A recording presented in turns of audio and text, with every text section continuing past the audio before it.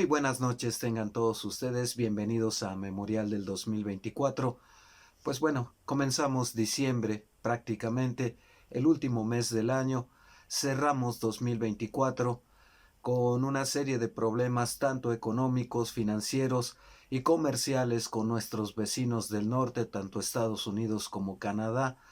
y muy particularmente en lo interno, con problemas también financieros en los que urge reducir el déficit que dejó Andrés Manuel López Obrador, el reacomodo de presupuestos, pero también en el escenario está en puerta ya la concreción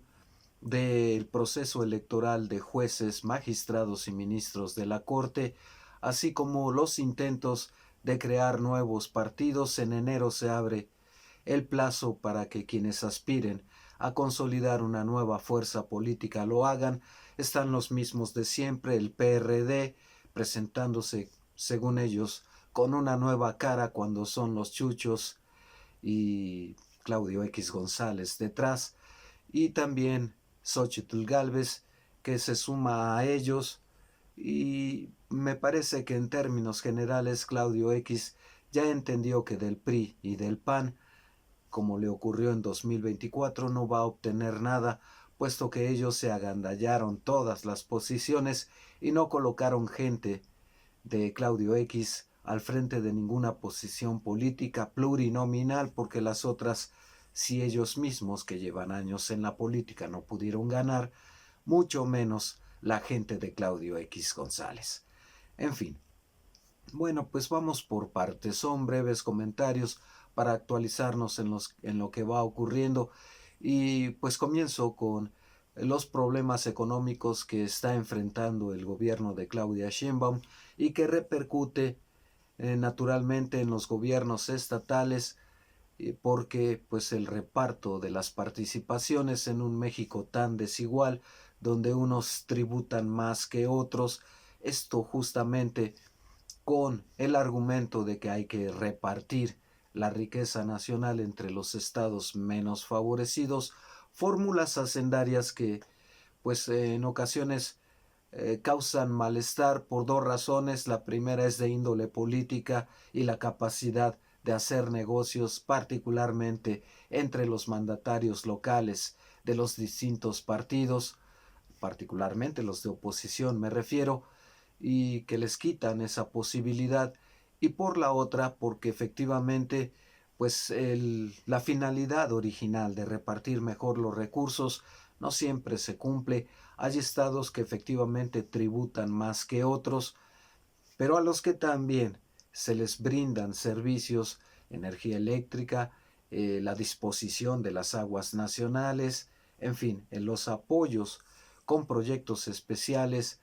se les brindan y no se quejan. Yo recuerdo mucho, muy particularmente, las reuniones de la Conferencia Nacional de Gobernadores, en particularmente las que se llevaban a cabo en estados petroleros, porque decían, sobre todo Tabasco, Campeche, decían que siendo quienes más aportan al erario público nacional con la extracción de petróleo, es a los estados a los que menos recursos se les devuelven. Veracruz naturalmente, son los estados que incluso enfrentan ciertos niveles de pobreza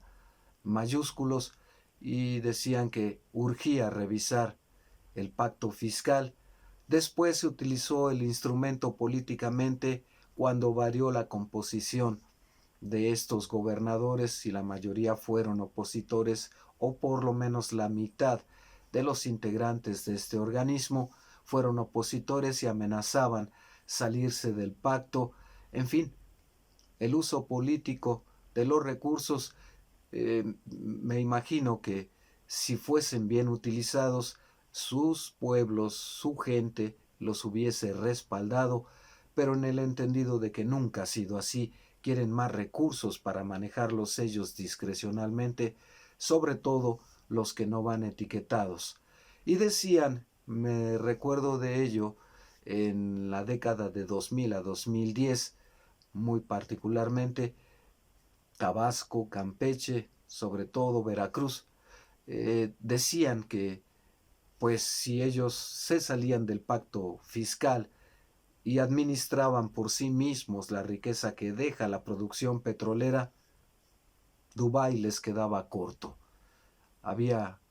tantos recursos provenientes del petróleo que ellos podían bastarse a sí mismos.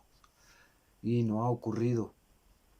No ha ocurrido. A Enrique Alfaro en Jalisco, antes de irse, ya le quedan casi nada para irse, y mandó una iniciativa a su Congreso para romper con el pacto fiscal, y pues bueno, no va a prosperar por más que incluso se lo aprobase su Congreso, porque romper el pacto federal en términos reales, no solo en lo hacendario, sino en términos reales el pacto federal, pues bueno, es un acto de traición a la patria, romper la cohesión nacional, sobre todo por un hombre que pues ya saben particularmente en Jalisco cómo se las gasta. Y eso también ocurrió en Nuevo León en la primera etapa de Samuel García, que también estaba muy gallito diciendo que quería salirse del pacto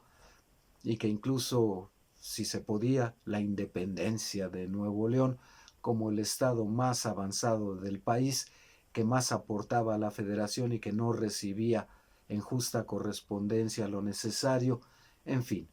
son gobiernos incluso además no solo de oposición, sino de movimiento ciudadano, y pues ha quedado evidenciado por una parte en el caso de Alfaro, qué mal gobierna Movimiento Ciudadano, y por la otra, en el caso de Samuel García, pues bueno, si no ha sido, y así lo ven incluso en Nuevo León, si no ha sido por el respaldo que le brindó Andrés Manuel López Obrador,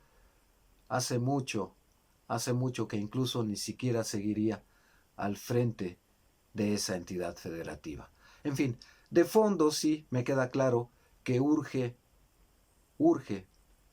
replantear ese pacto hacendario, el reparto de los recursos. El problema que no entienden los gobernadores, por una parte, es que ellos no están recaudando correctamente, suficientemente los recursos que les tocan para reinvertirlos en su estado, y les es más fácil extender la mano, y por la otra tampoco entienden que a nivel federal la carga de deudas, el pago de deuda, pues se come prácticamente todo el presupuesto. En fin, hay un debate por allí que está en puerta sobre las millonadas que hemos pagado ya del FOBAPROA, este fondo de ahorro para garantizar justamente las inversiones de la gente del pueblo. En teoría funcionaba así, pero en términos reales fue un rescate a los potentados, a los banqueros, ellos sí, y al pueblo muchos suicidios porque las tasas de interés se dispararon de manera tal que debían 10 veces más que lo que les prestaron, deudas impagables, y aunque se suicidaran, la familia tenía que cargar con la deuda, además del dolor de la pérdida del ser querido. De ese tamaño el abuso. Bueno, ahora han surgido las voces en el Congreso de la Unión diciendo que hay que revisar no solo quién ha cobrado estos millones y millones interminables de dólares, incluso por el rescate bancario de 1996-97, y que vamos a seguir pagando hasta 2080 más o menos. Figúrense ustedes el dinero ya, esa deuda original ya se pagó varias decenas de veces y todavía ni siquiera terminamos de llegar a la mitad del pago en el capital. Es un problema económico muy serio, y mientras no se resuelva,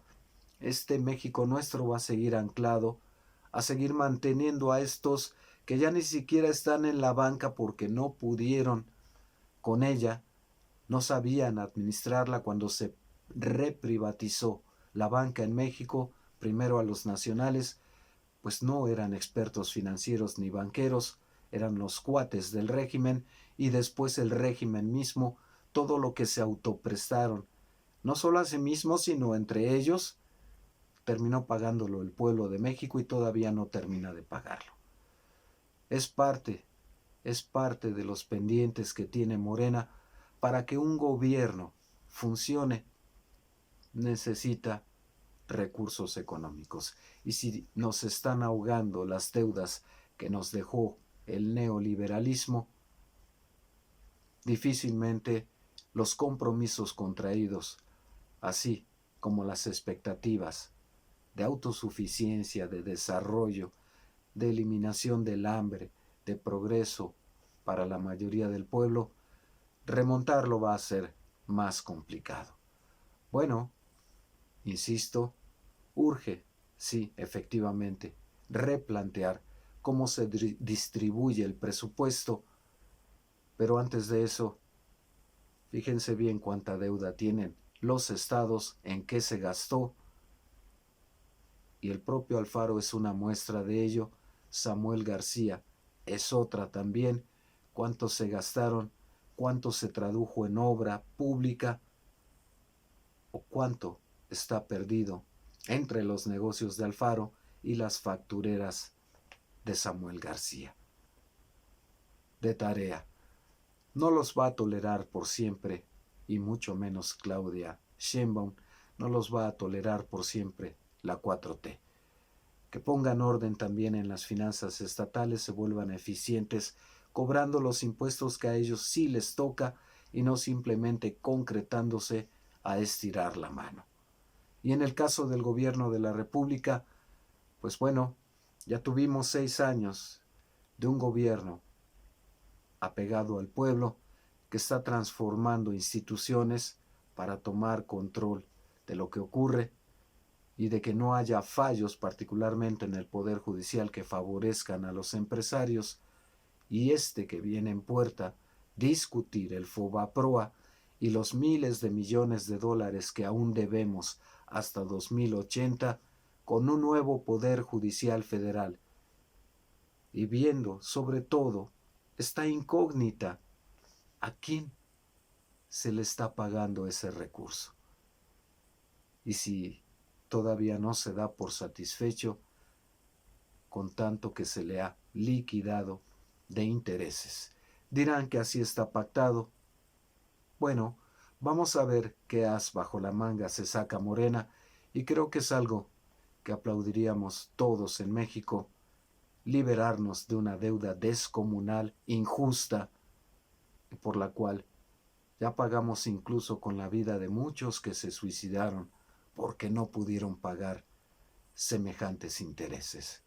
Quizá ese sea el reto para el año venidero, el más importante, uno de los más importantes, porque si no hay recursos, no hay desarrollo, no hay proyecto que valga, porque no se puede concretar. Sin recursos no hay a dónde ir. Hasta aquí por ahora. Comentarios, críticas, sugerencias son bienvenidos. Denos un like, suscríbanse, cuídense mucho. Hasta pronto.